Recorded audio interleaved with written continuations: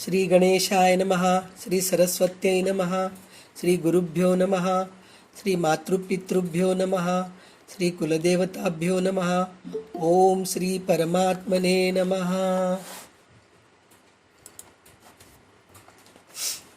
तर आपण मनाचे श्लोक अभ्यासासाठी घेतलो आहोत. तर आतापर्यंत आपले 30 श्लोक झालेले आहेत. तर आजपासून 31वा श्लोक घेणार आहोत.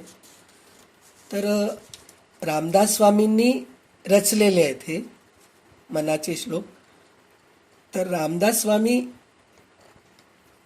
कसं हे केले म्हणजे दुसऱ्यांना समजून सांगणं खूप सोपं असतं की तुम्ही असं करा, तुम्ही तसं करा, तुम्हाला समजतच नाही, तुम्हाला कळतच नाही, तुम्ही असं वागा, सजेशन्स देणं. म्हणजे आपण प्रत्येकाला समजून सांगत राहतो असं करा तसं करा म्हणून. पण आपण आपल्याला कधी समजून सांगायचा प्रयत्न केलो का? मी कुठं चुकतीये हे असं आपण कधीच प्रयत्न करत नाही. पण रामदास स्वामींनी हेच करून दाखवलंय की मनालाच संस्कार घातलेत त्यांनी, मनाला समजून सांगितले. म्हणजे आपण बदललो, आपलं मन बदललं की सगळं काही समोरचं आपल्याला सगळं व्यवस्थितच दिसतं. आणि आपल्यामध्ये चुक्या असल्यामुळे आपण दुसऱ्यांची चुक्या काढायचे प्रयत्न करत नाहीत. म्हणजे दुसऱ्यांचे चुक्या काढण्यामध्ये आपण तत्पर असतो. जसे म्हणतात ना, आपली पाठ आपल्याला दिसत नाही, त्याचप्रमाणे आपले चुक्या आपल्याला दिसत नाही.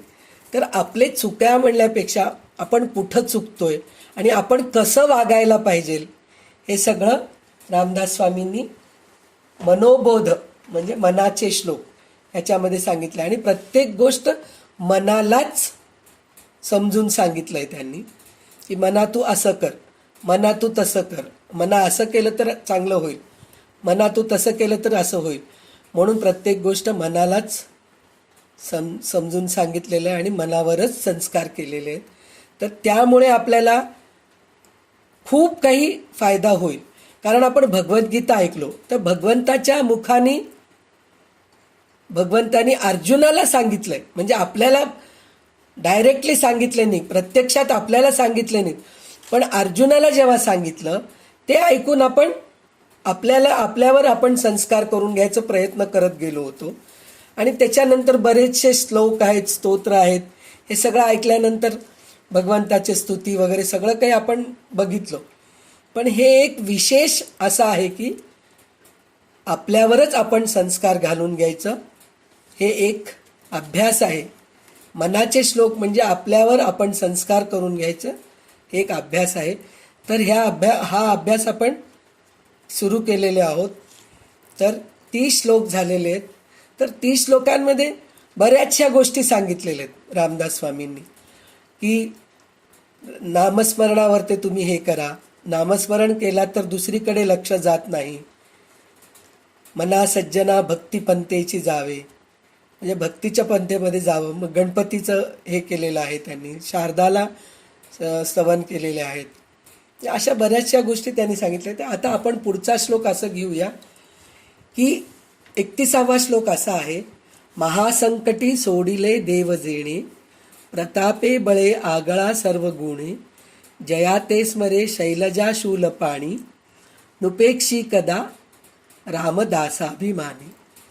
महासंकटी सोडिले देव जेणे म्हणजे सर्व देवांवर जेव्हा मोठे संकट आले होते तेव्हा भगवान चंद्राने त्यांना त्यातून सोडवले. म्हणजे रामचंद्र हे एक अवतार आहे. तर रामचंद्रांच्या अवतारामध्ये कोणचं संकट आलं होतं? रावण, कुंभकर्ण हे दोघं पृथ्वीवर भार झाले होते, सगळ्यांना त्रास देत होते.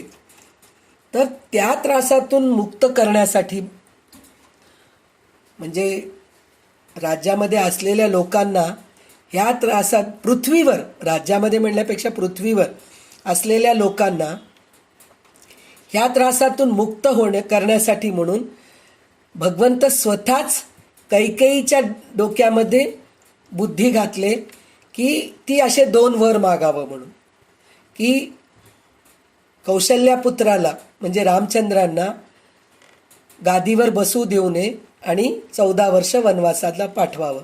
म्हणजे ते 14 वर्ष कशासाठी पाठवलं? त्याचं कारण असं की अरण्यामध्ये असलेल्या सगळ्या जे जे शापित होते, अहिल्या आहे, परत शबरी आहे, असे कितीतरी आहेत, तर त्यांना सगळ्यांना तारत त्यांचा उद्धार करत करत शेवटी वालीला मारले. वालीला सुद्धा भगवंताच्या हातूनच मरायचं हे होतं, वरदान होतं. सुग्रीवाशी मैत्री करून घेण्यासाठी म्हणून, हनुमंताशी मैत्री करून घेण्यासाठी म्हणून, असे हे सगळ्या गोष्टी व्हावं म्हणून 14 वर्ष वनवासात पाठवले. आणि सगळ्यात शेवटी रावण आणि कुंभकर्णाला मारून त्यांचा उद्धार करून, आणि रावणाला स्वतःला माहीत होतं त्याचं काय म्हणून म्हणलं तर रावण स्वतः असा माणूस होता की त्याला देवाच्या हातूनच मरायची इच्छा होती. शेवटी म्हणे युद्धाच्या वेळी मंडोदरी येऊन समजून सांगते म्हणे की पतीला येऊन समजून सांगते आपल्या नवऱ्याला की आता तुम्ही सोडून द्या, सीता ही साक्षात लक्ष्मी आहे आणि राम हे साक्षात विष्णू आहेत, तर त्यांच्याशी युद्ध करून तुम्ही कधीच जिंकणार नाही आहेत, तर तुम्ही युद्ध करू नका, त्यांच्या शरणागती जा. तर ते म्हणले मी खूप दुष्टकृत्य केलो. रावण स्वतः म्हणतात, कारण मी अध्यात्म रामायण वाचते आहे ना, तर त्याच्यामध्ये सांगितलेलं आहे. तर रावण म्हणतात मी दुष्कृत्य भरपूर केलेलं आहो, तर त्या दुष्कृत्याचा मला परिहार व्हायलाच पाहिजे, म्हणजे मला त्याची शिक्षा व्हायलाच पाहिजे. पण त्या सगळ्या शिक्षामध्ये आनंदाची गोष्ट ही आहे की मला भगवान विष्णूच्या हातून मरण येते, मला हेच पाहिजे, मी युद्ध करणार आणि विष्णूच्या हातातच माझं मृत्यू येणार आहे. म्हणजे इतका दुष्ट रावण सुद्धा या गोष्टीचा विचार करतोय की मला भगवान विष्णूच्या हातून मृत्यू येणार आहे. तर त्याच्यासाठी म्हणून स्वामी म्हणतात महासंकटी सोडिले देव जेणे, म्हणजे सर्व देवांवर जेव्हा मोठे संकट आले होते तेव्हा भगवान रामचंद्राने त्यांना त्यातून सोडवले. नुसतं हे राम अवतारामध्येच नाही, त्यांनी मत्स्य अवतार, कूर्म अवतार, वराह अवतार, नारसिंह अवतार, परत वामन अवतार, मग नंतर परशुराम, म्हणजे एकेका अवतारामध्ये त्यांनी प्रत्येकाला संकटातून सोडवलेले आहेत. तर वामन अवतारामध्ये बळी राजाचं गर्व हरलेले आहेत. परशुरामाच्या अवतारामध्ये त्यांनी क्षत्रियांचं जे गर्विष्ठ झाले होते ते गर्विष्ठ क्षत्रियांचं संहार केलेले आहेत. आणि नरसिंह अवतारामध्ये हिरण्यकश्यपूचं, वराह अवतारामध्ये हिरण्याक्षाचं असं, आणि कूर्म अवतारामध्ये समुद्रमंथनाच्या वेळेस त्यांनी कूर्मचं हे घेतले होते, म्हणजे कासव झाले. म्हणजे समुद्रमंथनाला खाली काहीही बेस नव्हतं ना, तर त्याच्यासाठी म्हणून ते कूर्म अवतारामध्ये, म्हणजे असे सगळ्या अवतारामध्ये त्यांनी सगळ्या लोकांना संकटातून वाचवलेले आहेत आणि सगळ्यांचं उद्धार केलेले आहेत. म्हणून महासंकटी सोडिले जेव जेणे, प्रतापे बळे आगळा सर्व गुणे, असा तो रामचंद्र पराक्रमाने, बळाने व सर्व गुणांनी परमश्रेष्ठ आहे. म्हणजे असा तो रामचंद्र, म्हणजे इतके अवतार घेतलेले जे रामचंद्र आहेत विष्णू, ते खूप चांगल्या गुणांनी परमश्रेष्ठ आहेत म्हणून म्हणतात.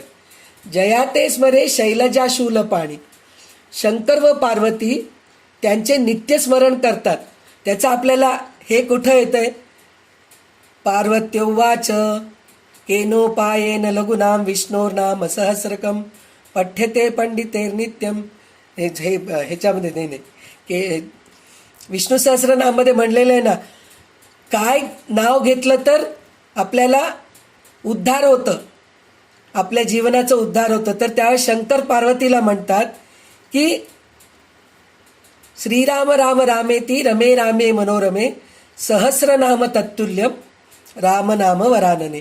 म्हणजे तू सहस्रनाम नाही जरी घेऊ शकलीस तर फक्त तू एक नाम रामाचं जर घेतलीस तर सहस्रनाम घेतलेल्याचं पुण्य तुला मिळतं.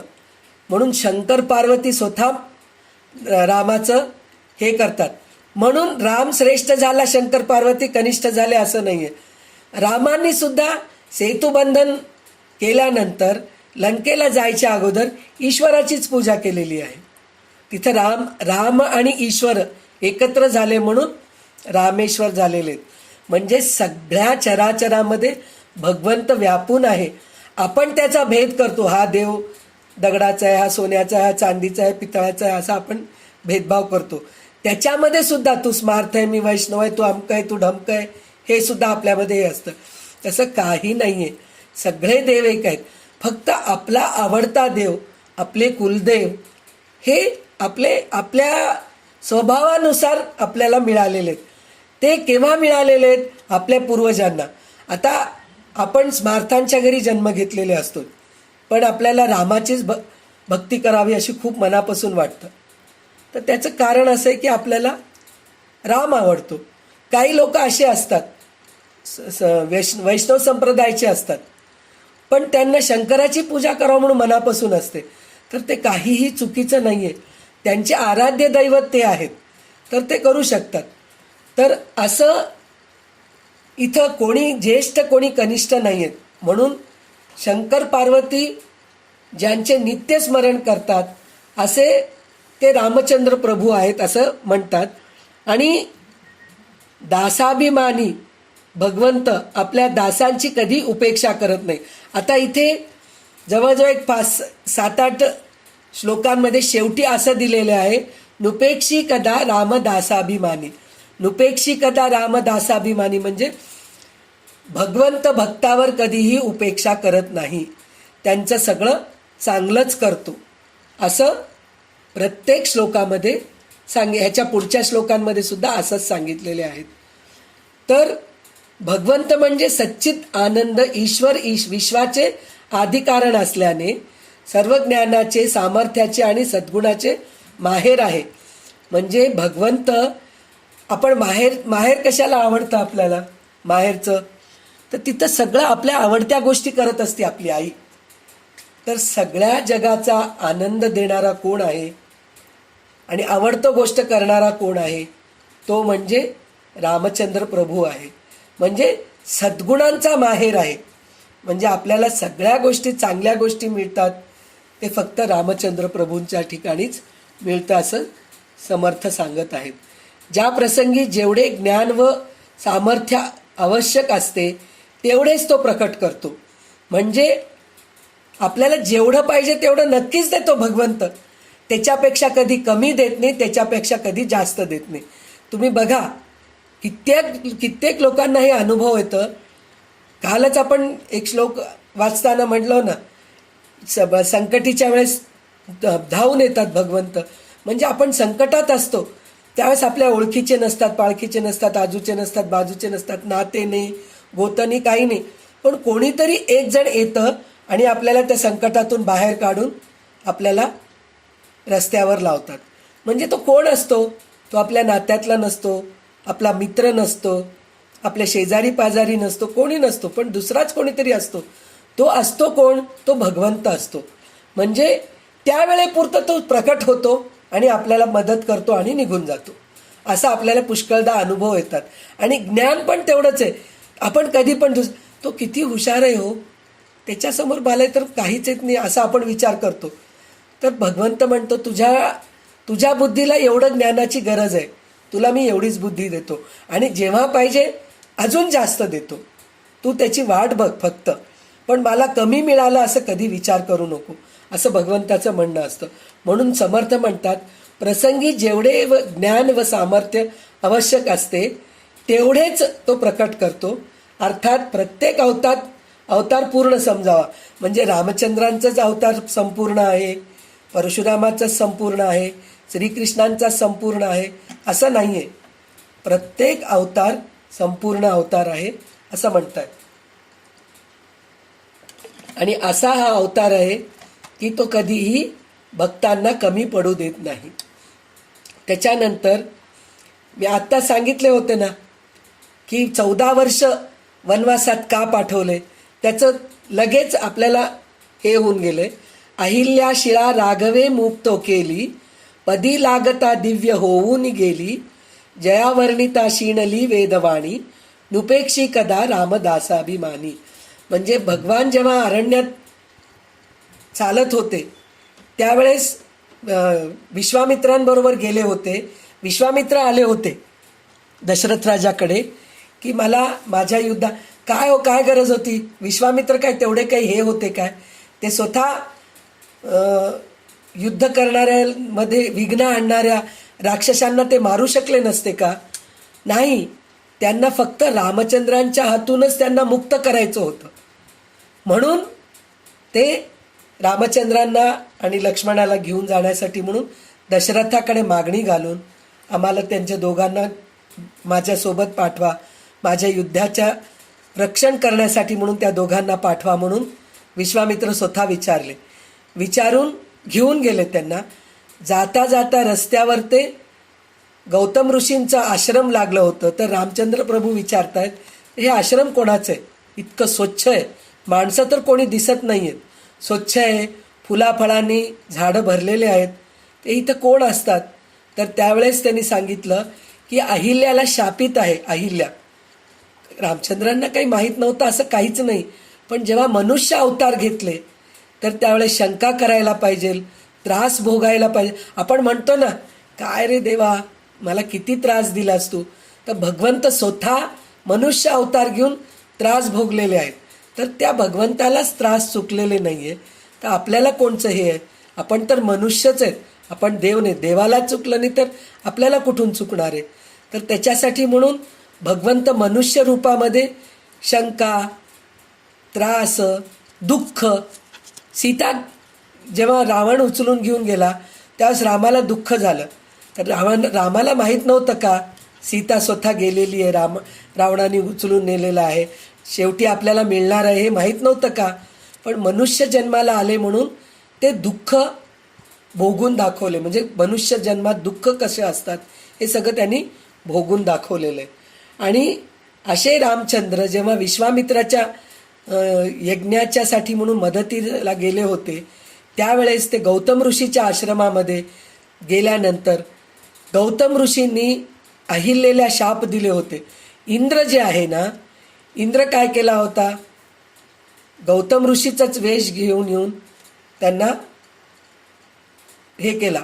तर थोड्या वेळासाठी अहिल्याला वाटलं की हे गौतम मुनी आहेत, पण शेवटी अहिल्याला कळालं की हा गौतम मुनी नाही आहे म्हणून त्याच्याजवळ गेलीच नाही.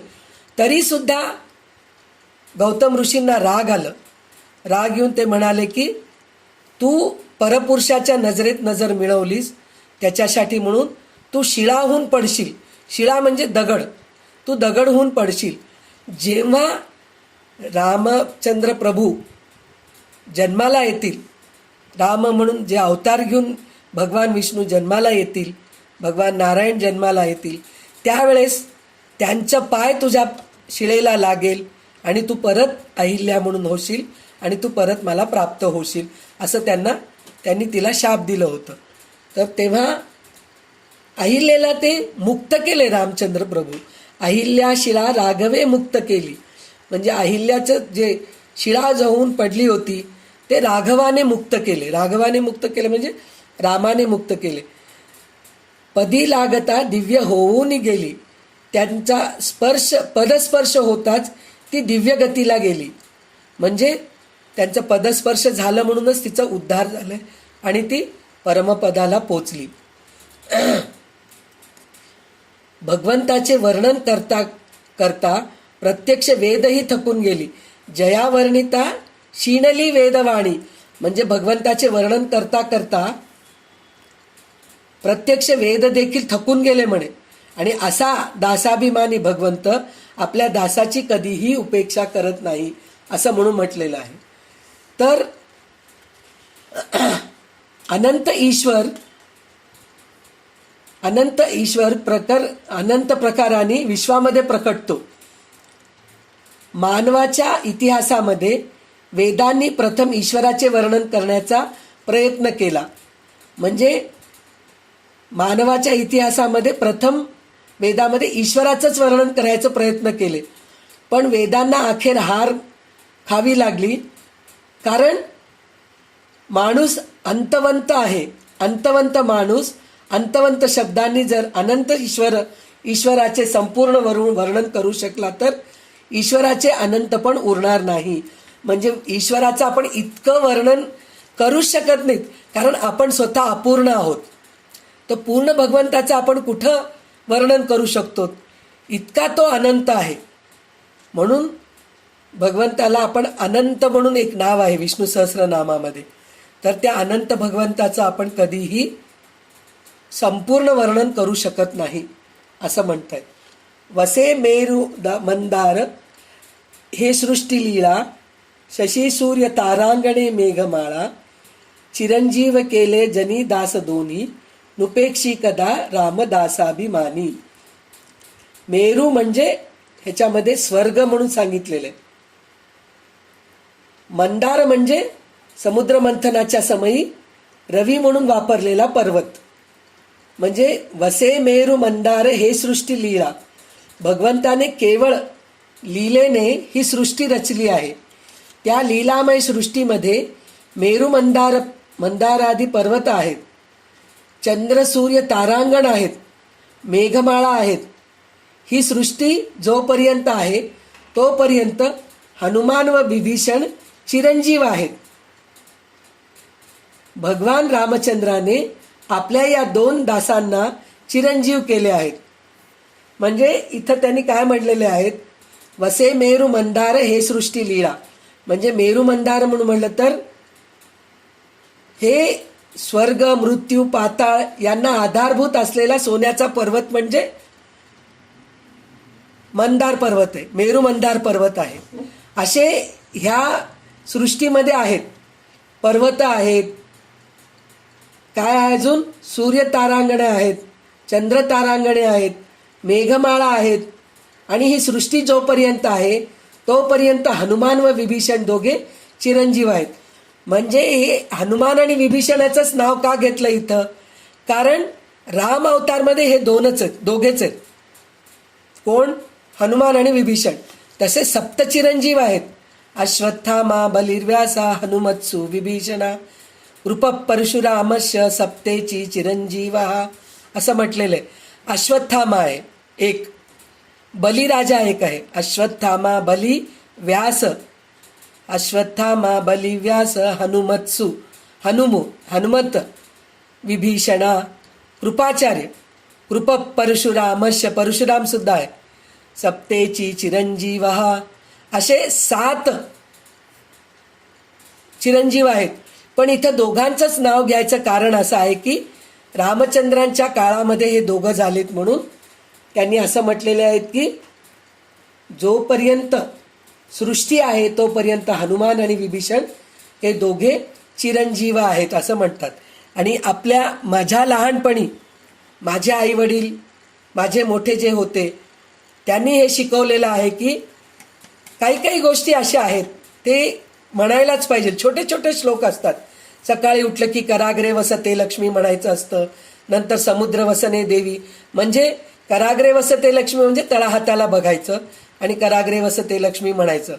कराग्रे वसते लक्ष्मी करमध्ये सरस्वती करमूले तू गोविंदम प्रभाते कर दर्शनम असं म्हणायचं असतं. त्याच्यानंतर आपण जमिनीवर पाय ठेवतो, म्हणजे आपण जमिनीवर पाय ठेवून एक प्रकारचं पापच करतोय. म्हणजे भूमाताला आपण पाय देतोय आणि त्याच्यावरच सगळं घाण करतोय आपण. तर ते उठल्या तिला क्षमा मागायचं असतं. म्हणून समुद्रवसने देवी पर्वतस्तन मंडले विष्णुपत्नीम नमस्तुभ्यम पादस्पर्श क्षमस्व मे. म्हणजे तुला माझा पाय लागतंय त्याला तू हे कर म्हणून सांगतात. आणि जेव्हा आपण आंघोळ करतो त्यावेळेस गंगेच्या यमुनेच्या व गोदावरी सरस्वती नर्मदे सिंधू कावेरी जलेस्मिन सन्निधीम कुरु म्हणून आपण म्हणतो. तर हे सगळे श्लोक म्हणून आपण जर आंघोळ केलो तर सगळ्या नदींच्या पाणी आपल्या डोक्यावर पडतं म्हणून हे म्हणायचं म्हणून ते शिकवलेले. मग आपण सूर्याला नमस्कार करायचं तर जपा कुसुम संकाशम काश्यपेयम महादितीम तमोरीम सर्व पापग्निम प्रणतोस्मिन दिवाकर असं म्हणून आपण सूर्याला नमस्कार करतो. त्याच्यापैकी अजून हे एक श्लोक पण आहे की अश्वत्थामा बलिर्व्यासा हनुमत्सु विभीषणा. हे केव्हा म्हणायचं? आपण जेव्हा डोक्याला तेल लावतो की नाही बाळाला, छोट्या बाळाला, तर त्यावेळेस ते डोक्याला तेल लावताना हे सप्तचिरंजीवीचं नाव घ्यायचं असतं.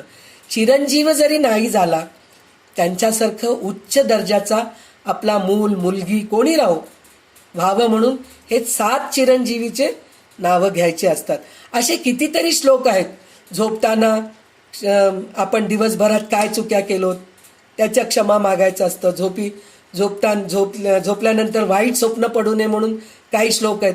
म्हणजे आपल्या हिंदू संस्कारामध्ये, हिंदू धर्मामध्ये असे इतके छान छान छोटे छोटे श्लोक आहेत. त्याचं जर नित्यपठण आपण करत गेलो तर आपल्याला सगळ्या संकटातून देव मुक्त करतो. आणि त्या निमित्ताने आपण म्हणजे आपले पूर्वज जे आपले मोठे होते हे संस्कार कशासाठी घातलेत?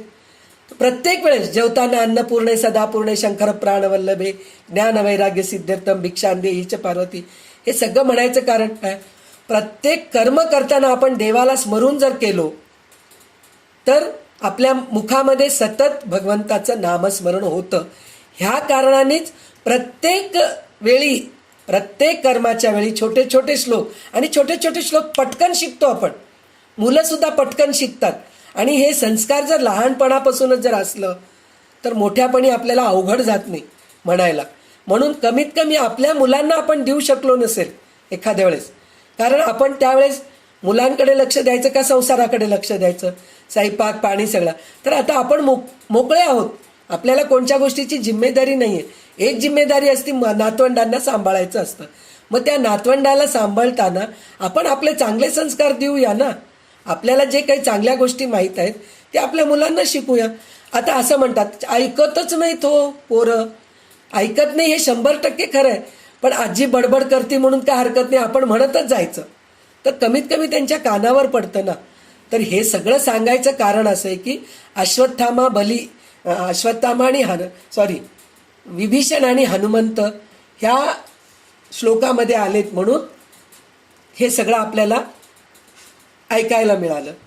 तर भगवान रामचंद्राने आपल्या या 2 दासांना चिरंजीव केले. म्हणजे त्यांनी स्वतः दास बनवून त्यांना चिरंजीव केले. असं ते दासाला त्यांनी चिरंजीव केले तर आपली कधीतरी उपेक्षा करतील का? नाही करणार. म्हणून दासाभिमानी भगवंत आपल्या दासाची कधीही उपेक्षा करत नाही. तर 34वा श्लोक असा आहे, उपेक्षा कदा रामरूपी असेना जीवा मानवा निश्चयो तो वसेना शिरीभार वाहे न बोले पुराणी नुपेक्षी कदा रामदासाभिमानी. म्हणजे जो खरा भक्त आहे त्याला भगवंत वास्तविक कधीही हाताचा सोडित नाही. म्हणजे उपेक्षा कदा रामरूपी असेना, म्हणजे जो खरा भक्त असतो तो कधीही हात सोडत नाही म्हणे भगवंताचं. पण जीवरूपी सामान्य माणसालाच त्याबद्दल निसंशय खात्री वाटत नाही. म्हणजे सामान्य माणूस जो असतो त्याला कधी खात्री वाटतच नाही, कधीही संशयामध्येच असतो आपण, कसं होतं काय होतं म्हणल्यासारखं. तर देव करतो हे खरं आहे का हो? आपणच करतो असा आपण विचार करतो, पण देव करवून घेतो आपल्याकडून असं असतं. ते त्याला कधीच कळत नाही. भक्ताची सारी जबाबदारी मी माझ्या अंगावर घेतो. शिरी बार वाहे न बोले पुराणी. शिरी बार वाहे म्हणजे डोक्यावरचं जे आपल्या डोक्यावरचं भार स्वतः भगवंत त्यांच्या अंगावर घेतात म्हणे. अशी भक्तांची वचने पुराणात आढळतात. असं कितीतरी आपण गजानन महाराजांच्या पोथीमध्ये वाचलेले आहोत, अक्कलकोट स्वामींच्या पोथीमध्ये. म्हणजे समोरच्या माणसाचं दुखणे ते स्वतःच्या अंगावर घेतात, असे कितीतरी हे असतं. तर तसं हे गुरु आहेत आपले. भगवंत नाही करणार का? आपले दुःख ते स्वतः घेतात. जनाबाईचं दळायला बसत होते, पाणी भरायला येत होते, एकनाथ महाराजांच्या घरी श्रीखंड्या म्हणून पाणी भरायला गेले. तर हे सगळं भगवंत भक्तासाठी करतात. आपले सगळे दुःख जे आहे ना ते स्वतःच्या डोक्यावर भार वाहतात. अशी भगवंताची वचने पुराणात आढळतात. आणि असे जे रामचंद्र प्रभू आहेत ते कधी आपली उपेक्षा करतील का? भक्तांची कधीच करणार नाहीत असं समर्थ सांगतायत. त्याच्यानंतर असे हो जया अंतरी भाव जैसा, वसे हो तया अंतरी देव तैसा, अनन्यास रक्षी तसे चाप पाणी, नुपेक्षी कदा रामदासाभिमानी. म्हणजे काय? माणसाच्या अंतःकरणात ज्याप्रमाणे ईश्वराबद्दल अस्तित्व भावना जागृत असते त्या प्रमाणात ईश्वरी सत्ता त्याच्या अंतःकरणात प्रगटपणे अनुभवास येते. म्हणजे आपण जितकी भक्ती करतो तितकं भगवंत आपल्याला देत असतो. तो भगवंताहून वेगळा उरत नाही. म्हणजे जितका आपण भक्ती करतो ना तितका आपण देवाच्या जवळ जातो. सारूप्य म्हणतात, सायुज्य म्हणतात, सामिप्य म्हणतात, असं सलोक म्हणतात. म्हणजे हे सगळे चार जे आहेत ना, तर हे सगळ्या प्रकारे आपण भगवंताच्या जवळ जातो, भगवंताची एकरूप होऊन जातो, भगवंताच्याच जवळ राहतो. हे सगळं काही असतं. शेवट काय होतं? सायुज्य म्हणलं तर शेवट आपण भगवंतामध्येच लीन होऊन जातो असं असतं. येथे भगवंताहून वेगळेपणा उरतच नाही, त्याला भगवंत सदैव सांभाळतो. म्हणजे अशा भक्ताला भगवंत सदा सांभाळतो. म्हणजे त्याच्यामध्ये त्यांनी काय सांगितले की प्रत्येक माणसाच्या अंतःकरणात तो असलाच पाहिजे. त्यास प्रकट होण्याचा मार्ग मोकळा करणे आपल्या हातात असते. म्हणजे सगळ्यांच्या अंतःकरणात भगवंत असतो, पण त्याला प्रकट करणं हे आपल्या हातात असतं. तो स्वतःहून प्रकट होत नसतो, त्याला प्रकट करणं हे आपल्या हातात असतं. आणि आज आपल्या अस्तित्वाची भावना जितक्या जिवंतपणे अंतर्यामी वावरते तितक्याच जिवंतपणे भगवंताच्या अस्तित्वाची भावना आत वावरू लागली की तो प्रकट होण्यास उशीर लागत नाही. म्हणजे आपण जितक्या मनापासून भगवंताचं धाव करतो तितक्या लवकर तो भगवंत आपल्याजवळ येतो. आणि दुसऱ्यांना सगळ्यांना विसरून जाऊन भगवंताला आपण बोलवायला पाहिजे. याचं उदाहरण कोणचं आहे? द्रौपदीचं आहे. पहिले ती पतीला बोलावती. जेव्हा वस्त्रापहरण होत असतं ना द्रौपदीचं, तर त्यावेळेस ती पहिले पतीला बोलावती, आपल्या 5 पतींना बोलावती, माझे रक्षण करा. ते हतबल झालेले असतात, खाली मान घालून बसतात. त्याच्यानंतर ती मोठे द्रोणाचार्य, आपले कोण भीष्माचार्य, ह्यांना ती हाक मारती, तुम्ही मोठे आहात, तुम्ही माझं रक्षण करा, तुम्ही त्यांना समजून सांगा. ते ऐकत नाहीत. मग शेवटी ती भगवंतालाच बोलावती. तेव्हा कुठं भगवंत येतात. किती धावून येतात हो, तिला किती साड्या पुरवतात, तिची लाज वाचवतात. म्हणजे तितक्या मनापासून दुसऱ्यांचं, आपण सतत दुसऱ्यांवरतीच आधारित असतो, पण प्रत्यक्ष भगवंतावर जर आधारित असलो तो प्रत्यक्ष आपल्यासमोर उभा राहतो आणि आपल्याला प्रत्यक्ष दर्शन देतो, प्रकट होतो आपल्यासमोर.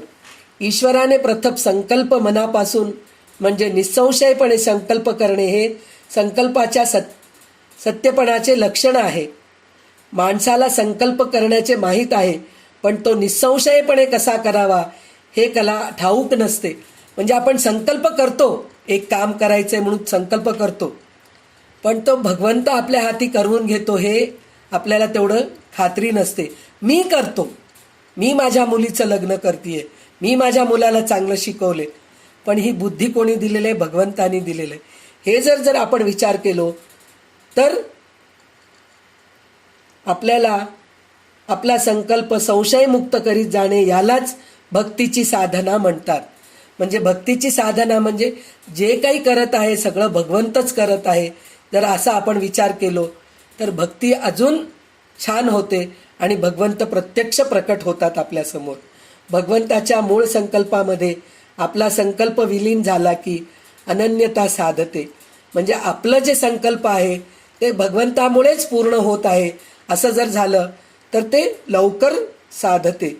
अशा अनन्यतेच्या भूमिकेवरील जीवन क्षणोक्षणी ईश्वराच्या साक्षात प्रेरणेने चालते.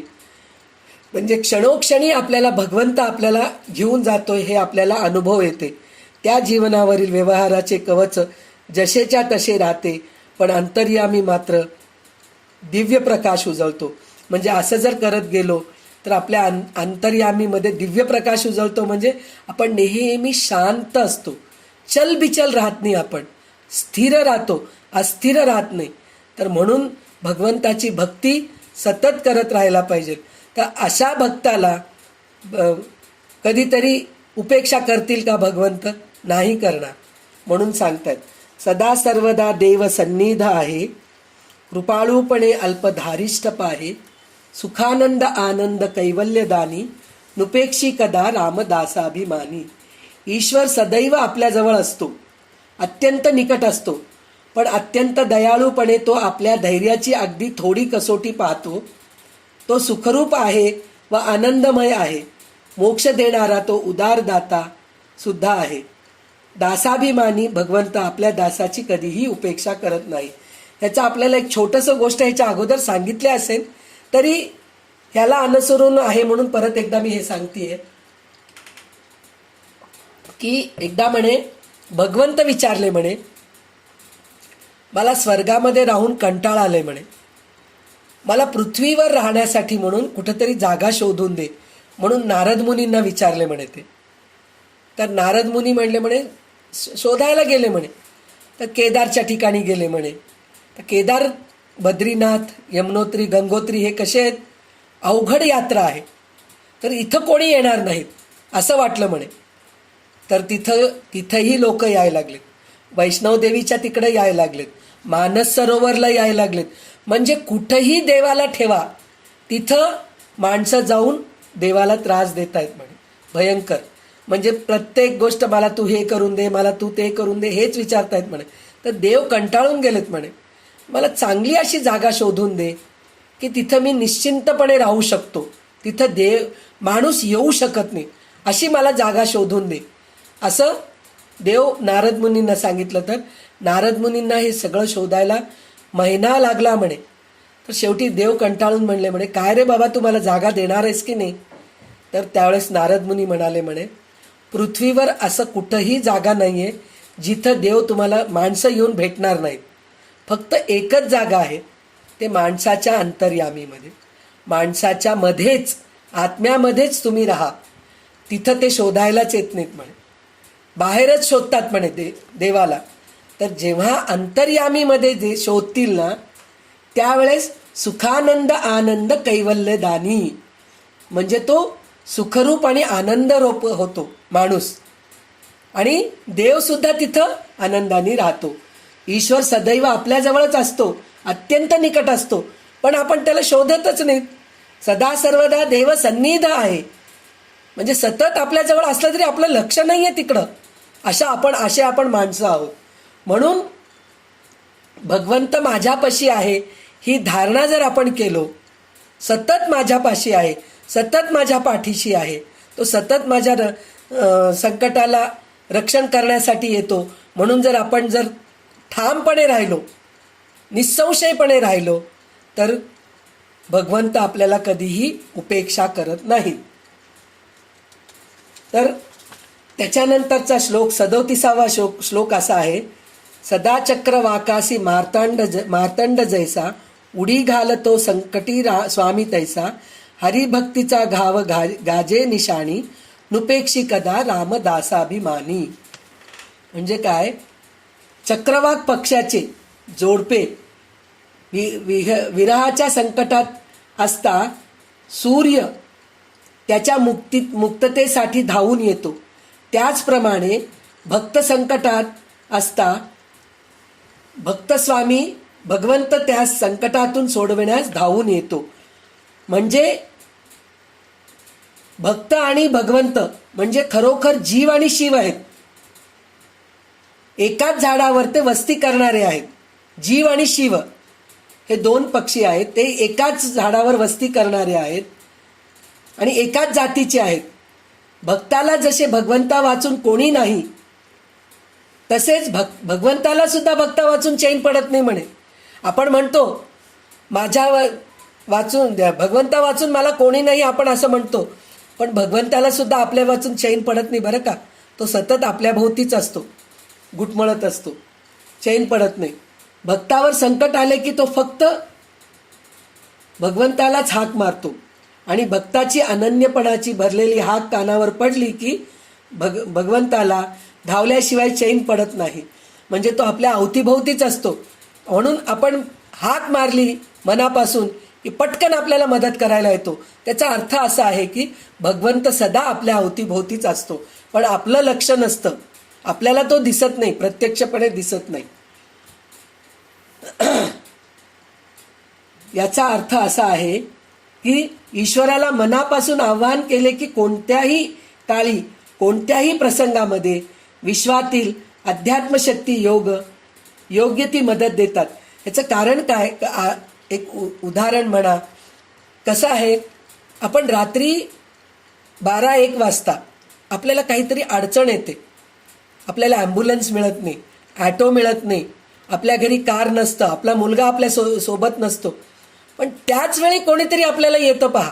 रस्त्यावरून कोणीतरी जात असते, कोणाची तरी कार जात असती, आपण हात दाखवतो, हात दाखवलं की ते थांबतात, थांबून म्हणतात क्या हो गया आपको, क्या नाही म्हणून विचारतात. तर आपण त्यांना पटकन ते आपल्याला हॉस्पिटलला घेऊन जाऊन सोडवतात. देव आपल्याला थांबवतो का हो असं करायला? कधीच नाही. त्याची धाव पटकन ऐकतो. म्हणजे सतत आपल्या अवतीभवती असतात भगवंत आणि पटकन आपल्याला सांभाळायला येतात, रक्षण करायला येतात, मदत करायला येतात. ह्या सिद्धांताचा अनुभव अनेक भक्तांना आजवर आलेला आहे. म्हणजे आपल्याला हे असे कितीतरी असे अनुभव आलेले आहेत की आपल्याला संकट आलं की आपले कोणी नसतात, दुसरेच कोणीतरी असतात, ते आपल्याला धावून येऊन आपल्याला संकटावरून बाहेर काढतात. तर असा जो दासाभिमानी जो आहे तो कधीही आपली उपेक्षा करत नाही. हे आत्तापर्यंत 37 श्लोकापर्यंत आपण हे नुपेक्षी कदा रामदासाभिमानी असं म्हणून आपण हे सगळे श्लोक ऐकलो. आता ह्याच्यानंतरचे श्लोक जे आहेत ना, 38 पासून ते 42 श्लोकापर्यंत म्हणजे 7 श्लोक असं सांगितलं की मनाने भगवंतापाशी कसं राहावं हे रामदास स्वामींनी मनाला शिकवलेलं आहे, आपल्या मनाला शिकवलेलं आहे. कसं शिकवले? मना प्रार्थना तुझला एक आहे, रघुराज थक्कीत होऊन पाहे, अवज्ञा कदा हो येदर्थी न कीजे, मना सज्जना राघवी वस्ती कीजे. मना सज्जना राघवी वस्ती कीजे म्हणजे हे सज्जन मना, तू चांगलं मन आहे, तू मन जे आहे खूप सज्जन आहे, तू राघवी वस्ती कीजे म्हणजे राघवाच्या सहवासात राहा तू, असं म्हणून त्यांनी सांगितलेलं आहे. मना माझी तुझ्यापाशी एक याचना आहे, म्हणजे मनाला याचना करतायत म्हणजे विनवणी करतायत की तू आश्चर्याने थक्क होऊन भगवंताकडे पहा म्हणे. तर तू असं बघ की भगवंताला की ह्याच्या अगोदर मी कधीच बघितलो नाही, असं आश्चर्य थक्क होऊन बघ. तू भगवंतापाशीच कायमचा निवास कर. या माझ्या विनंतीचा तू कधी अनादर करू नकोस. म्हणजे माणूस स्वतःच्या जीवनाकडे आणि विश्वाच्या रचनेकडे सूक्ष्मपणे पाहू लागला की दोन्हीकडे त्यास अनंताचा खेळ दिसायला लागतो. म्हणजे स्वतःच्या जीवनाकडे खेळ असं एक विचार करा तुम्ही. आपण लहानपणी भातुकलीचं खेळ खेळलो. काय खेळलो? छोटे छोटे भांडे घेतलो, त्याच्यामध्ये पोह्याचं भात, चिंचेचं सार करा, लिंबोणीचे पानं घेऊन कढीपत्ता म्हणून, छोटे छोटे लिंबोणीचे कच्चे फळं असतात ते कैरी म्हणून, पकलेले फळे आंबा म्हणून, पारिजातकचे फुलांचे जे बिया असतात त्याला पैसा म्हणून, असं आपण पुष्कळसे खेळ खेळलो. तर हे भातुकलीचं खेळ आता आपण जे करतोय ना, हे सुद्धा एक भातुकलीचं खेळच आहे आपलं. आपण खेळतच आहोत आयुष्यामध्ये. आपल्या स्वयंपाक करतो, आपल्या नवऱ्याला खाऊ घालतो, आपल्या मुलाबाळांना खाऊ घालतो. तेव्हा नासमजपणे आपण भातुकलीचं खेळ खेळलो. आता समजून सुद्धा आपण भातुकलीचेच खेळ खेळत आहोत. म्हणजे हे जे आहे ना, आपल्या स्वतःच्या जीवनाकडे आणि विश्वाच्या रचनेकडे सूक्ष्मतेपणे पाहू लागलो तर दोन्ही ते अनंताचाच खेळ वाटतो. हे भगवंताचेच खेळ आहेत सगळे. बाहेर दिसायचे आपण लोकांच्या घरी बघतो, लग्न होत असतं, बाळणपणं होत असतात, काय म्हणतात त्याला, गरोदर पण आहे, हे सगळे एक प्रकारचे खेळच आहेत सगळे. हे सगळं खेळ आपल्याला बाहेरही दिसतं, आपल्या घरामध्ये पण दिसतं, स्वतःच्या जीवनामध्ये पण दिसतं, विश्वरचनेकडे पण बघितलं तर हे एक प्रकारचं खेळच आहे. भगवंताचे खेळ आहेत, आपले खेळ नाही आहेत. आपण खेळतोय, भगवंत आपल्याला खेळवतोय. म्हणजे काय, भगवंत आपल्याबरोबर खेळतायत, बातुकलीचं खेळ असं आहे ते. अनंताच्या दर्शनाने तो स्तिमित होतो आणि त्या आश्चर्य भावनेतून तत्वज्ञानाचा जन्म होतो. जर आपण ह्या गोष्टी हे सगळं कसं घडतंय म्हणून जर आपल्याला विचार करत बसलो तर त्यावेळेस आपल्याला तत्वज्ञान म्हणजे आपण डीपमध्ये जातो. हे सगळं काय होऊ लागले, कोणामुळे होऊ लागले, हे जर आपण खूप डीपमध्ये गहन विचार करत गेलो तर आपल्याला तेव्हा भगवंतच हे सगळं करवत आहे हे आपल्याला जाणव होते. अनंताची जाणीव स्थिरपणे मनात टिकली तर आत्मज्ञानासाठी आणखीन काही साधन करण्याची गरज नाही आहे. म्हणजे हे जर खूप गहन विचार केलो, कशामुळे होतंय, हे सगळं कसं घडतंय, आपण हे सगळं करू शकतो का हो? आपल्या हातात काहीही नाही आहे. आता ह्याचं उदाहरण आपण ह्याच्या अगोदर सुद्धा घेतलेले आहोत. सगळं लग्न ठरवत होतो आपण, कपडा आणतो, लत्ता आणतो, मॅरेज हॉल बुक करतो, नवरा नवरीचं सगळं पसंती होऊन जाते, स्वयंपाकी ठरवतो, सगळं काही करतो. पण ऐन वेळेस कोणाचा तरी मृत्यू होऊन जातो, आपल्या घराण्यामध्ये लग्न थांबून जातं. करोना पिरियडमध्ये तर कितीतरी लोकांचे लग्न थांबलेले आहेत, मृत्यूच म्हणून नाही, करोना पिरियड आलं म्हणूनच लग्न थांबलेले आहेत. तर हे तुम्ही केलेलं आहे का? नाही. भगवंताच्या मनाविरुद्ध कोणतीही गोष्ट होत नाही. भगवंत जर मनात आणला तर सगळ्या गोष्टी होतात. हे ज्ञानासाठी आणखीन काही साधन करण्याची गरजच नाही आहे.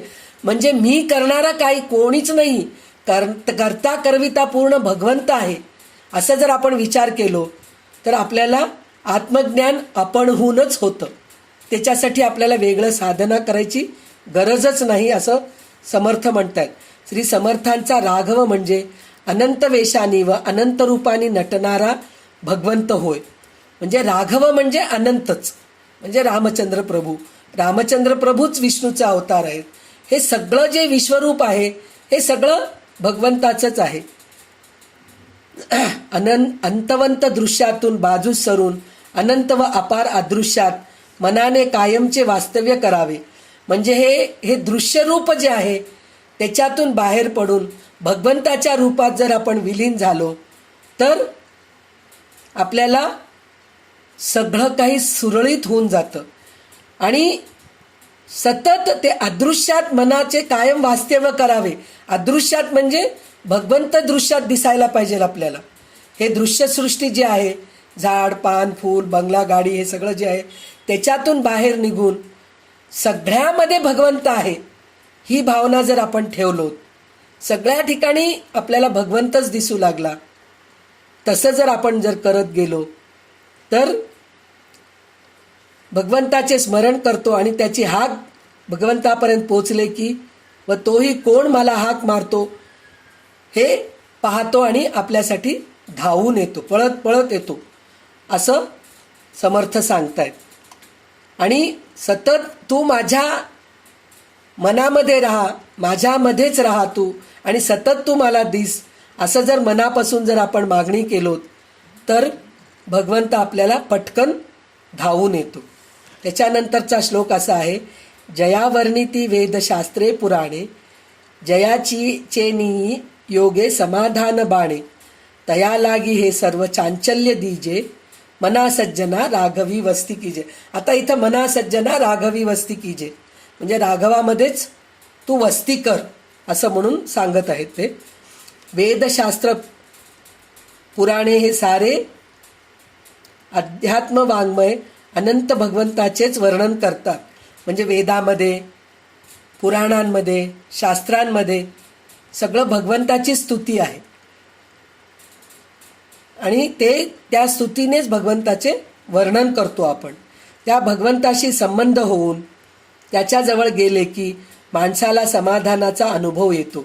म्हणजे भगवंताची स्तुती केल्यानंतर आपण काल म्हणलो होतो ना, लोकांची स्तुती केल्यापेक्षा भगवंताची स्तुती केली की आपल्याला एक प्रकारचं समाधान मिळतं.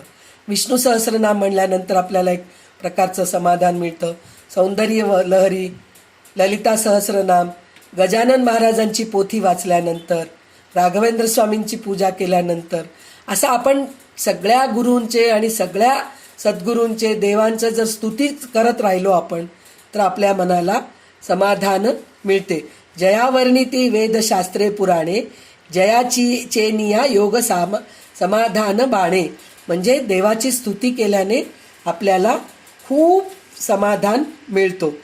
मना अशा भगवंताला आपला सारा चंचलपणा अर्पण करून टाक. आपला जो चंचलपणा आहे ना, एक ठिकाणी आपण म्हातारे असतोत आपण. चंचल म्हणजे चंचल म्हणजे शरीराने चंचल म्हणत नाहीये. शरीराने आपण अचलही होऊन जातो काही वेळेस, पण मन मात्र आपलं चंचल असतं बरं का. सतत हे नाहीतर ते नाहीतर हे नाहीतर ते, सतत विचार करत असतो. तर चंचलपणा म्हणजे शरीराचा चंचलपणा म्हणत नाहीये. मनाचा जो चंचलपणा आहे तो भगवंताला अर्पण करून टाक. चंचलपणा जो आहे तो अर्पण करून टाक. तू त्याच्यापाशीच कायमचा निवास कर. म्हणजे सतत तू भगवंताच्याच सानिध्यात राहा. सतत भगवंताच्याच नामस्मरण कर. मना सज्जना राघवी वस्ती कीजे. म्हणजे राघवामध्येच तू सतत राहा असं म्हणत आहे. आता 40वा श्लोक असा आहे, मना पाविजे सर्वही सुख जेते, अति आदरे ठेविजे लक्ष तेथे, विवेके कुडी कल्पना पालटीजे, मना सज्जना राघवी वस्ती कीजे. मना ज्या ठिकाणी संपूर्ण सुख प्राप्त होते त्या ठिकाणी अतिशय पूज्य बुद्धीने आपले लक्ष गुंतवून घे. म्हणजे ज्या ठिकाणी संपूर्ण सुख प्राप्त होते. संपूर्ण सुख कुठं प्राप्त होतं? AC घेतल्याने प्राप्त होतं का? AC आपण उन्हाळ्यात घेतो त्यावेळेस आपल्याला सुख असतं. तेच AC आपण थंडीच्या दिवसात लावू शकतो का? नाही लावू शकत. साखर आता आपण खातोय तर आपल्याला खूप समाधान मिळतं, पण डायबिटीस आल्यानंतर साखर खाल्लं तर समाधान मिळतं का? नाही मिळत. तर अशा ठिकाणी सुख मिळेल तिथं जा तू असं म्हणून म्हणतायत. तर तिथं तुझं लक्ष गुंतो. म्हणजे जिथं तुला सुख परमनंट मिळतं तिथून तुला जायची गरजच नाहीये. ते आनंद सतत आपण आनंदात असतो. अशा ठिकाणी तू लक्ष गुंतव तुझं भगवंताच्या नामस्मरणामध्ये, भगवंताच्या स्तुतीमध्ये, भगवंताच्या कथेमध्ये. जर तुझं मन गुंतून ठेवलास तर तुला संपूर्ण सुख प्राप्त होते. मना पाविजे सर्व सुख जेते, अति आदरे लक्ष ठेविजे लक्ष तेथे. म्हणजे त्या ठिकाणी तू लक्ष ठेव. सर्व सुख जिथं मिळतं त्याचप्रमाणे अगदी सरळ विचार करून वाईट मनोवृत्ती टाकून दे व तिच्या जागी दुसऱ्या चांगल्या मनोवृत्तीचा स्वीकार तू कर. म्हणजे विवेके कुडी कल्पना पालटीजे. म्हणजे तुझं वाईट बुद्धी पालटून चांगली बुद्धी येऊ दे असं तू वाग असं सांगतायत. आणि मना सज्जना राघवी वस्ती कीजे. मना तू भगवंतापाशीच कायमचा निवास कर असं म्हणून ते सांगतायत. त्याच्यात काय सांगितलेलं आहे? दुष्ट वाईट बुद्धी सोडून दे म्हणून म्हणलं तर कशासाठी? कोणचे वाईट बुद्धी सोडायचे आहेत? कामक्रोधादी विकार, दुष्ट वासना, वाईट मनोवृत्ती, अशुभ विचार. अशुभ विचार सतत आपण पहा, आपले मूल आपल्या घरचे कोणीतरी बाहेर गेलं ना, आपल्याला उशीर झालं समजा तर चांगले विचार येत नाहीत, वाईट विचारच येतात. काहीतरी झालं तर नसेल ना रस्त्यावर, ते हे आपल्याला विचार येतं. तर हे अशुभ विचार डोक्यातून काढून टाकतो. यानी मन गढूळ होतं म्हणे. सतत आपण ह्या असे वाईट विचार करत राहतो ना, त्याच्याने मन गढूळ होतं म्हणे. तर ते वाईट विचार करणं सोडून दे. आणि सच्चिदानंद स्वरूप भगवंत हा एकमेव संपूर्ण सुखाचा साठा आहे, पण तो अदृश्य आहे. त्या साठ्यासाठी म्हणूनच तू प्रयत्न कर. अतिशय सूक्ष्म आहे. त्याच्या पातळीवर जाऊन ध्यानात मन स्थिर होण्यासाठी मनात कोणत्याही दृश्य वस्तूचे प्रेम राहून चालत नाही. म्हणजे स्थूल वस्तू म्हणजे आपल्याला जे दृश्य वस्तू जे आहेत, घर, गाडी, बंगला, हे सगळं जे आहे त्या गोष्टीवर मन न ठेवता भगवंतावर, हे सगळे स्थूल वस्तू आहेत. सूक्ष्म वस्तू भगवंत आहे. त्या सूक्ष्माकडे जाण्यासाठी म्हणून तू प्रयत्न कर असं स्वामी सांगत आहेत. त्याच्यानंतर बहु हिंडता सौख्य होणार नाही, शिणावे परी नातुडे हित काही, विचारे बरे अंतरा बोध विजे, मना सज्जना राघवी वस्ती कीजे. समाधान मिळावे म्हणून पुष्कळ भ्रमण केले तरी ते मिळणार नाही. आता हेच आहे, यात्रा केलं की खूप छान वाटतं आपल्याला, पण 15 दिवस यात्रा, 3 आता 15 दिवसाचे काही यात्रा असतात, 1 महिन्याचं काही यात्रा असतो. सगळ्यात मोठी यात्रा म्हणून म्हणलं तर नर्मदा परिक्रमा. काही लोक 3 महिन्यात करतात, काही लोक 6 महिन्यात करतात, काही लोक वर्षभर करतात, काही लोक 3 वर्ष करतात, असे असतात. पण शेवटी सगळं करून पुन्हा आपल्या घरी आपल्याला यावंच लागतं. तिथं काही आपल्याला मिळत नाही. कारण काय, आपलं मन चंचल आहे. तर किती तुम्ही भ्रमण करा, किती यात्रा करा, तिथे समाधान मिळत नाही. त्यावेळेस त्यापुरतं मिळत असेल, पुन्हा घरी यायचंच विचार, आपल्या मुलाकडे जायचे, आपल्या घरी जाऊत बाबा म्हणूनच विचार येतं. त्याने श्रम मात्र होतील, म्हणजे यात्रा करून श्रम मात्र होतं, कल्याण काही हाती येणार नाही. मना म्हणून चांगल्या व नीट विचाराने अंतःकरणाची समजूत घालावी. तू पाशीच कायमचा निवास कर. म्हणजे हे आपल्याला कधी ना कधी कळायला पाहिजे. आज मी देवळाला गेलेच नाही हो, मला कसं तरी वाटतंय हो.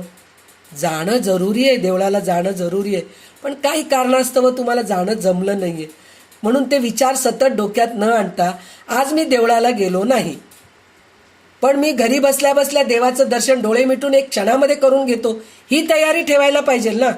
आणि आपण हे शिवमानस पूजाचं स्तोत्र जे शिकलो आहोत, रत्नै कल्पितमासनम हि मजलै स्नानांच दिव्यांबरम नाना रत्न विभूषितम मृगमदम मोदांकितम चंदनम, असं म्हणून जे आपण जे सगळे श्लोक शिकलेले आहोत, म्हणजे मनापासून बसल्या ठिकाणी तुला शरीर तुझं साथ देत नाहीये, तुला देवाची पूजा करणं जमत नाहीये, तर तू डोळे मिटून बस आणि देवाच्या समोर आणून, देवाला समोर आणून त्याचा अभिषेक कर. सगळ्या नदींच्या पाण्याने अभिषेक कर. आपल्याला गाईचं दूध मिळत नाही, प्रत्यक्ष कामधेनू गायचे दूध मिळालेलं आहे आपल्याला, त्याच्याने मी अभिषेक करतोय असं विचार कर. पंचामृत अभिषेक करतोय म्हणून विचार कर. आपल्याला फुलं मिळायचे 4-5 फुलं व्हेरायटी, गुलाब, मोगरा, शेवंती हेच मिळतात, पण आपण सगळ्या प्रकारच्या फुलांनी आपण देवाचा अलंकार करतोय. आजकाल तेलाची महागाई म्हणा किंवा सगळ्यांचे देवघर लाकडाने बनलेले, असं फार देवघर वेगळं असलेले फार जुन्या घरामध्ये आहे. तर त्या लाकडाच्या देवघरामध्ये आपण जर दिवे जास्त लावलो तर भीती आहे एक प्रकारची. तर आपण मनापासून जर मानसपूजा करू लागलो तर आपण कितीतरी दिवे लावू शकतो. तसं दिवे लावून कितीतरी प्रकारचे व्यंजने करून भगवंताला नैवेद्य, रोज आपण पुरणाची पोळी करू शकत नाहीत, पण मनापासून आपण पुरणाची पोळी, श्रीखंड, बासुंदी हे सगळं जर आपण मनापासून देवाच्या समोर ठेवलो, नैवेद्य दाखवलो, प्रत्येक सीझनमधलं फळ जर आपण देवाला नैवेद्य दाखवलो तर देव प्रत्यक्ष प्रकट होतो. आपण प्रत्यक्ष कृती करतोय याप्रमाणे जर आपण मानसपूजा केलो तर आपण त्याच्यातून भगवंत आपल्या जवळ येतो. ह्याच्याने श्रम पण होत नाही बरं का, हे मानसपूजाने श्रम पण होत नाही. हेच श्रम आपण पुरणाची पोळी करावं म्हणजे डाळ शिजवा, रुबून घ्या, म्हणजे त्याला हे करून घ्या, मग साखर घाला, मग त्याला शिजवा, मग कणिक तिंबून घ्या, मग लाटा, मग भाजा, ते सगळं करून जमलंच नाही, तुटूनच गेलं, हे पण प्रकार असतात. दुधाचं आपण खीर करायला गेलो, फुटूनच गेलं, श्रमच की हे सगळ्या गोष्टीचे. गाईचं दूध काढा, हे सगळ्या गोष्टीचे श्रम केल्यापेक्षा मनाने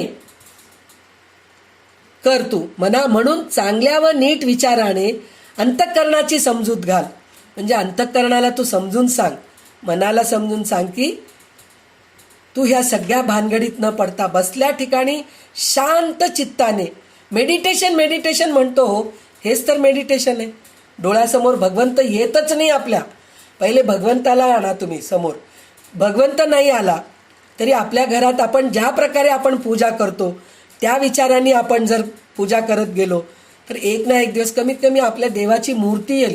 प्रत्यक्ष भगवंत येणार नसलं तरी आपल्या घरातले मूर्त्या डोळ्यासमोर येतात, आपल्या घरातले देवाची फोटो पहिले सुरुवातीला तुम्ही डोळे बंद करून बसलात तर ते सुद्धा येत नाही, पण त्याला चांगल्या व नीट विचाराने अंतःकरणाची समजूत घातली तर ते हे सगळ्या गोष्टी होतात आणि आपण भगवंताच्याच विचारामध्ये असतो. त्याच्यानंतर 42वा श्लोक असा आहे, बहुतापरी हेची आता धरावे, रघुनायका आपुलेसे करावे, दीनानाथ हे तोडरी ब्रीद गाजे, मना सज्जना राघवी वस्ती कीजे. म्हणजे मना पुष्कळ प्रकारे सांगून झाले, तुला आता सगळ्या प्रकारचं मी समजून सांगितलं, तू असं कर, तू तसं कर, तू हे कर, तू ते कर म्हणून सांगितलं. शेवटी मानस पूजा करायचं पण सांगितलं. श्रम करू नकोस बाबा, तू मनाने तू कर, हे सुद्धा मी तुला समजून सांगितलं. पण भगवंताला वश करून घ्यावे, पुष्कळ प्रकारे सांगून झाले ते हेच की भगवंताला वश करून घे. म्हणजे सगळ्या गोष्टींनी तू भगवंताला कुठल्याही प्रकारे आपलंसं करून घे. वश करून घे म्हणजे वशीभूत करणं, वशीकरण करणं नाही, आपलंसं करून घे भगवंताला. ही एकच गोष्ट लक्षात ठेव, तो अनाथाचा कैवारी आहे असा त्याचा लौकिक जगजाहीर आहे. म्हणजे अनाथाचा कैवारी आहे म्हणजे आपण अनाथच आहोत. जरी आपले आई वडील आहेत, आपले भाऊ बहिणी आहेत, हे आपल्याला शेवटपर्यंत येणार नाही आहेत. आपले आई वडील कोण आहे, आपले कैवारी कोण आहे, भगवंत आहे. तर तू हे जगजाहीरच आहे. म्हणजे जगाचं म्हणणं असं आहे की आई वडील असले तरी सबका मायबाप कोण आहे, तर भगवंत आहे. भगवान रामचंद्र प्रभू आहेत, भगवान श्रीकृष्ण आहेत, भगवान गणपती आहे, भगवान शंकर आहे, शिवशंकर आहेत, हे सगळे भगवंत आपले मायबापच आहेत. तू त्याचा विचार कर, तोच कैवारी आहे, तोच अनाथांचा नाथ आहे. म्हणून तू भगवंतापाशी कायमचा निवास कर. म्हणजे तू सतत भगवंतापाशीच राहा. तू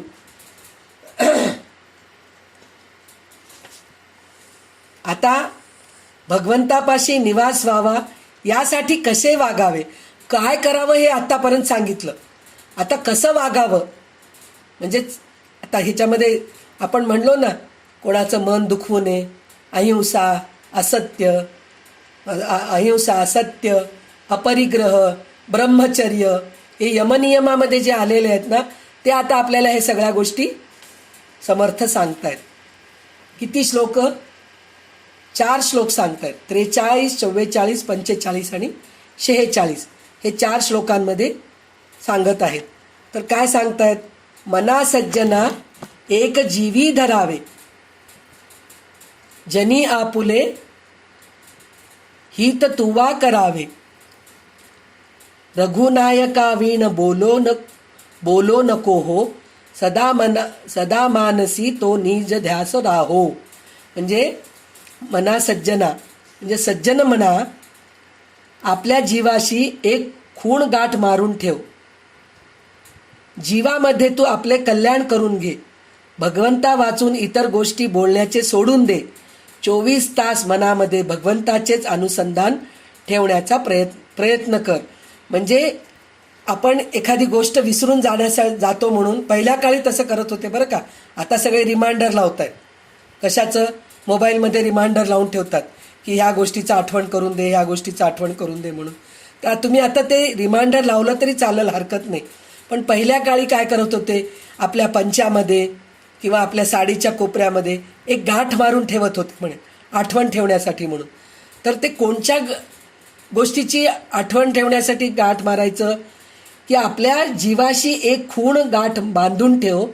जीवामध्ये तू आपले कल्याण करून घे, जीवनामध्ये आपले कल्याण करून घे. जीवनामध्ये आपले कल्याण करून घेण्यासाठी काय करायचं असतं, तर भगवंता वाचून इतर गोष्टी बोलण्याचे सोडून दे. म्हणजे तू व्यवहारामध्ये राहा, भगवंता वाचून दुसरं काही करायचं नाहीये म्हणून सगळं कामधंदा सोडून बसून राहा म्हणून म्हणत नाहीये. सगळं व्यवहाराची कामे करत राहा. आपण म्हणलोत ना, अतिथीचा असा आदर सत्कार करायला पाहिजे, कर्तव्य कर्म करायला पाहिजे. हे सगळं आपण गीतेमध्ये शिकलेलेच आहोत.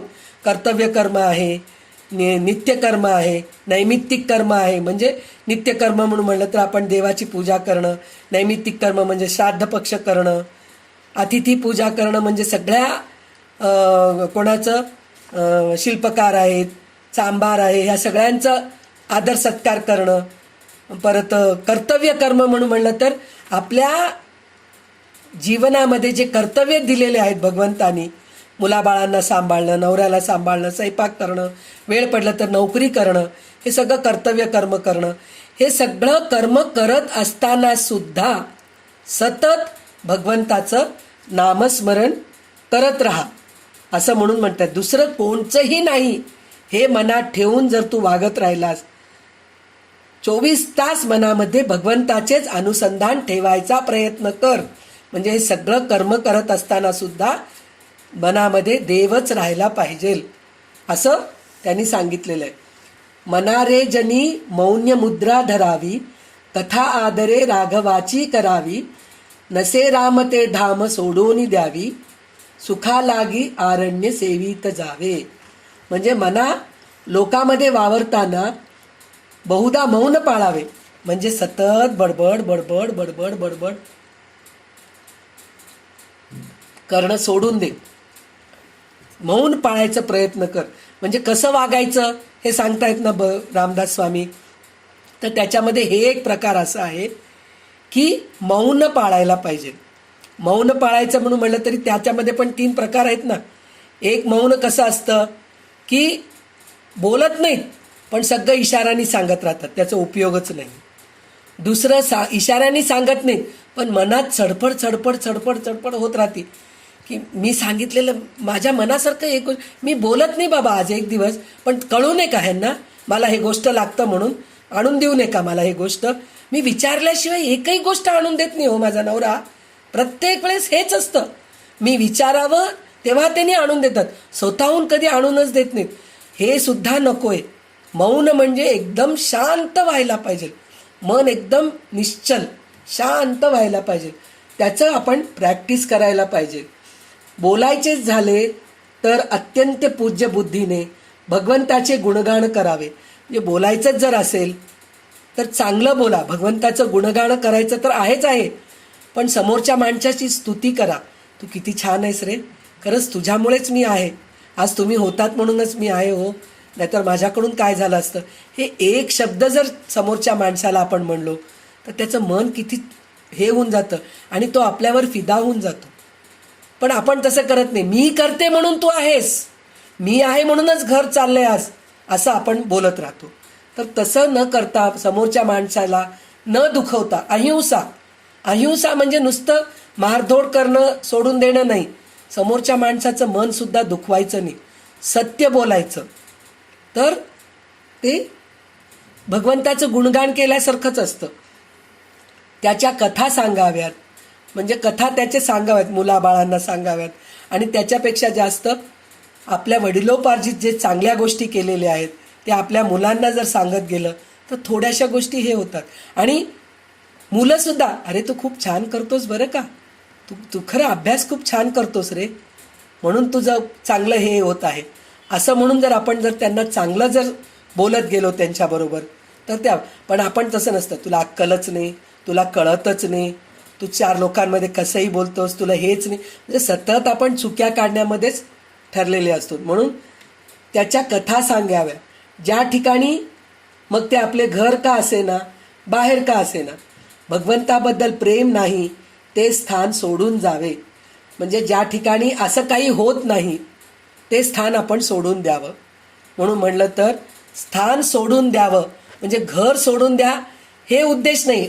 इथं प्रत्यक्षामध्ये तसं सांगत असतील की आपलं घर का असेना सोडून निघून जावं म्हणून म्हणतात. तर त्याच्यातून मन काढून घ्यावं, आपण त्या घरातून मन काढून घ्यावं. आपलं कोणी ऐकत नाही आहेत, आपलं कोणी आपल्या मनासारखं कोणी वागत नाही आहेत, तर आपण समर्थ आहेत ना आपलं आपण करून घेण्यासाठी. म्हणून आपल्यापुरतं आपण काय करून घ्यायचं करून घ्यावं, नाहीतर जे आहे त्याच्यामध्ये समाधान मानून घ्यावं. त्या गोष्टीतून आपलं मन काढून घ्यावं, तिथून आपण बाहेर निघावं. पण आपलं मन त्याच्यामध्येच अडकलेलं असतं. आयुष्यामध्ये आपण इतकं सगळ्या गोष्टी करत आलेल्या आहेत, एकही गोष्ट असं झालं नाही का आपल्या मनासारखं झालं नाही म्हणून. पुष्कळशा गोष्टी आपल्या मनासारख्या झालेल्या आहेत. काही गोष्टी अशा आहेत की झालेल्या नाहीत, ते आपल्या नशिबातच नव्हते, तर तो होणार कुठून ते. तर काही गोष्टी झाले नाहीत त्याचं सोडून द्यायचं आणि झालेत त्या गोष्टीचा आनंद मानून. आता जर होत नसेल तर त्या गोष्टीतून मन काढून घ्यावं. मला डायबिटीज झालं हो, मी गुलाबजामुनच खाऊ शकत नाही, मी जिलेबीच खाऊ शकत नाही, हे दुःख मानल्यापेक्षा जेवण तर जेवायला मिळतंय ना बाबा. काही लोक अंथरुणावर पडून राहतात, त्यांच्या नाकामध्ये फूड पाईप घालून लिक्विड डाईट घालावं लागतं. ती परिस्थिती तर आपली नाही आहे ना. गोड खायला मिळत नसेल सोडून द्या, लोणचं खायला मिळत नसेल सोडून द्या, बाहेर जायला मिळत नसेल गुडघे दुखत आहेत म्हणून सोडून द्या, यात्रा करायला मिळत नसेल सोडून द्या.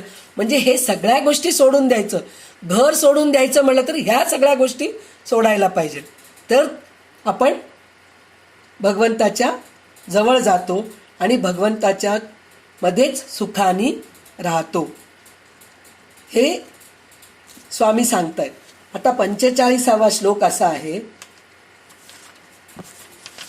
जयाचे निसंगे समाधान भंगे अहंता अकस्मात येवोनी लागे तये संगतीची जनी कोण गोडी जिये संगतीने मती राम सोडी.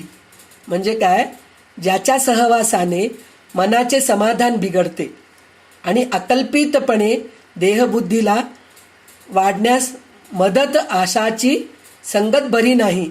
म्हणजे ज्या ठिकाणी आपल्याला त्रास होतो, आता उदाहरणच आहे, आपण सगळे एकत्र कुटुंबात राहत होतो पहिले, तर त्यावेळेस सगळ्यांचे विचार एकसारखे राहत होते.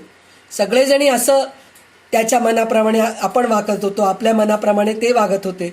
पण हळूहळू ते कमी झालं. आपल्या मनाप्रमाणे आपले मुलं वागत नाहीत, मुलं मुली कोणीच वागत नाहीत.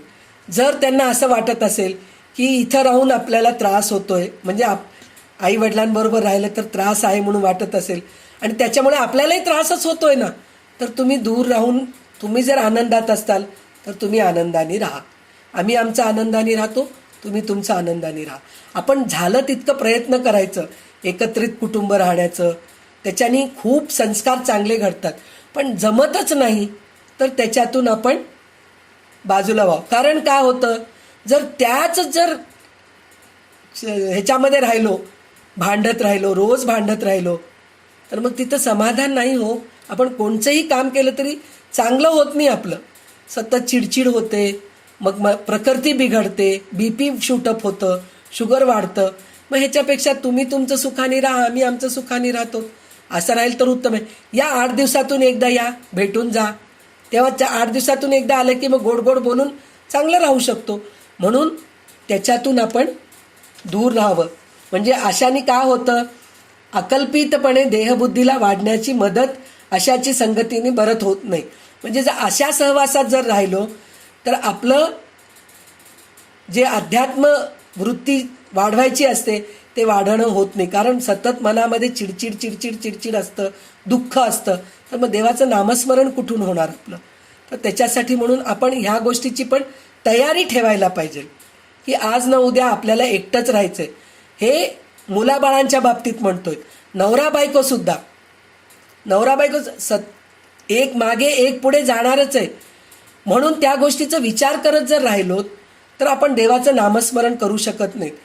त्यांचं वेळ आलं ते गेले, तिची वेळ आली ती गेली, मी माझं देवाचं नामस्मरण करत बसतो. असं जर आपण सतत राहिलो तर देवाचं नामस्मरण चांगलं होतं, देवाच्या सानिध्यात राहतो आपण. ज्या संगतीने माणसाची बुद्धी भगवंतापासून बाजूला सरते त्या संगतीत गोडी कुठली.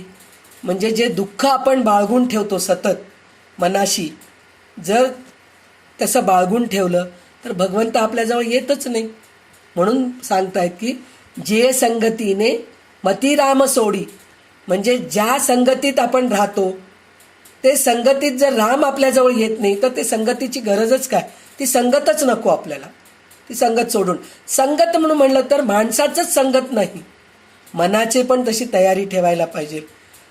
जे वासना आहे त्याची संगती सोडून द्या. वासनापूर्ती नाही झाले की चिडचिड होतं की नाही आपल्याला, तर ते वासना सोडून द्यायला पाहिजे. काम म्हणजे कामाचं वासना, क्रोध, जर आपलं जर राग जर सतत आलं तर आपण भगवंताचं नामस्मरण करू शकतो का. तर ह्या सगळ्या काम क्रोध ह्या सगळ्या गोष्टी आपण दूर करायला पाहिजे. त्याच्या संगतीत राहू नये, त्या संगतीपासून आपण सतत दूर राहायला पाहिजे, असं त्यांचं म्हणणं आहे. आता आजचा शेवटचा श्लोक 46वा आहे. कारण ह्या 46 43 ते 46 श्लोकामध्ये भगवंतांनी काय सांगितले, भगवंतापाशी निवास व्हावा यासाठी काय करावे म्हणून सांगितलेले. म्हणून 46व्या श्लोकापर्यंत काय करावे हे सांगितलेले आहे. म्हणून आपण भगवंताचं आजच्या दिवसाचा हा शेवटचा श्लोक आपण घेऊया. मना जे घडी राघवे वीण गेली, जनी आपुले ते तुवा हानी केली, रघुनायका वीण तोषीण आहे, जनी दक्ष तो लक्ष लावूनी पाहे. मना भगवंताच्या विस्मरणात जो वेळ जातो तो वाया जातो, मग तेवढेच आपले नुकसान होते. तर तेच म्हणले ना, विस्मरण केव्हा होते, विस्मरणात वेळ वाया जातो म्हणून म्हणतो ना. तर भगवंताचं विस्मरण केव्हा होतं, ते दृश्यसृष्टीकडे आपलं लक्ष असलं की भगवंताचं विस्मरण होतं. दृश्यसृष्टी म्हणजे संसार, जग, ह्या सगळ्या गोष्टीकडे जर आपलं लक्ष असेल तर भगवंताचं विस्मरण होतो. आणि ते विस्मरण झाल्याने वेळ वाया जातो आणि तेवढे आपले नुकसान होते. भगवंता वाचून जगात केवळ कष्टच आहे. भगवंताला सोडलं तर सगळं कष्टच आहे. म्हणलं ना, आपल्याला दिसतंय, आत्ताच म्हणले ना मी, ते AC म्हणा, गाडी म्हणा. आता गाडी जरी आपल्याजवळ असलं तर आपण चालवू शकतो का, आपल्याला कार चालवता येतं का, नाही येत. म्हणजे ते भगवंताचं जर आपण जर धरून बसलो, जर गाडीला धरून बसलो तर आपल्याला कार शिकावं लागतं. कार शिकावं लागल्यानंतर ट्रॅफिकमध्ये चालवावं लागतं. ट्रॅफिकमध्ये चालवताना एखाद्या वेळेस थोडं जरी आपलं चुकी झाली, ॲक्सिडेंट व्हायचे चान्सेस असतात. म्हणजे अशा कितीतरी गोष्टी आहेत, AC म्हणा, गाडी म्हणा, बंगला म्हणा, काही आहे असू दे, ह्या सगळ्या गोष्टींनी त्रासच आहे. आपल्याला वाटतं या सगळ्या गोष्टी आपल्या घरी आलं की आपल्याला सुख मिळतं म्हणून, पण सुख मिळत नाही. त्या सगळ्या गोष्टींनी आपल्याला त्रासच आहे. पण हेच जर आपण भगवंताला जर आधार धरलो, भगवंतच माझा सगळं काही आहे म्हणून म्हणलो, तर भगवंताचे स्मरण असले तर इतर काही नसूनही सर्व आहे. म्हणजे बाकीचं काही नसलं, बंगला, गाडी, मुलं बाळं, संसार काही नसलं तरी आनंदात राहतोत आपण, आत्मानंदात राहतोत आपण नेहमी. म्हणजे सर्व काही असून काही नसल्यासारखं, आणि भगवंताचे विस्मरण झाले तर सगळं काही असूनही नसल्यासारखेच आहे. म्हणून श्री समर्थ साधकाला अखेरची सूचना देतात की अगदी लक्ष लावून भगवंताचे स्मरण करावे. म्हणजे ह्या सगळ्या दृश्यसृष्टीकडून बाजूला सरकून अदृश्य सृष्टी, अदृश्य गोष्ट भगवंत, सूक्ष्म गोष्ट भगवंत आहेत, ह्या त्या भगवंताकडे जर लक्ष लावलात तर तुम्ही भगवंताच्या परमपदाला पोचतात. असं श्री समर्थ ह्या 6 श्लोकांमध्ये सांगितलेले आहेत. 46 श्लोकापर्यंत सांगितलेले आहेत. तर आज आपण 46 श्लोकांपर्यंत आपण शिकलो आहोत.